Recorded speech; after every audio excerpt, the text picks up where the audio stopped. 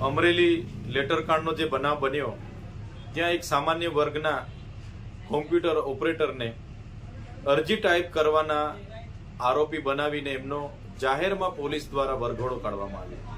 ત્યારે આ ગુજરાતની સરકાર, ગૃહમંત્રી અને એમની પોલીસના આ બુદ્ધિના પ્રદર્શનનો અમે સખત શબ્દોમાં વિરોધ કરીએ છીએ।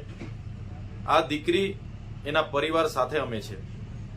સાથે ગત રોજના સુરત ખાતે અમારી મહિલા કોર્પોરેટરો અને ત્યાંના આગેવાનોએ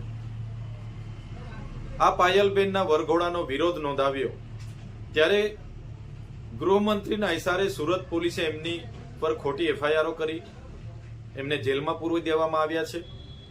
ત્યારે અમે ગૃહમંત્રીને કહેવા માંગીએ છીએ, ખોટી સોબાજી કરવાના બદલે, ખોટી શેખીઓ મારવાના બદલે જે ગુજરાતમાં નકલી પીએમઓ સીએમઓ અધિકારીઓ પકડાય છે, નકલી જજ પકડાય છે, નકલી કચેરીઓ, નકલી કોલેજો, નકલી શાળાઓ પકડાય છે, એમના પર તમે ક્યારે કાર્યવાહી કરવાના છો?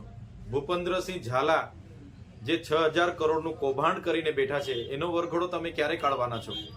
ત્યારે બુટલેગરો હોય, ભૂમાફિયા હોય કે બળાત્કારીઓ હોય ગુજરાતમાં બેફામ બન્યા છે।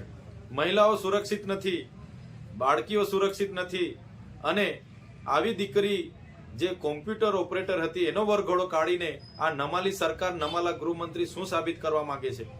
જો ગૃહમંત્રીને ગુજરાતનો કાયદો અને વ્યવસ્થા જળવાતી ન હોય તો ગૃહમંત્રી રાજીનામું આપી દે એવી અમે માંગ કરીએ છીએ।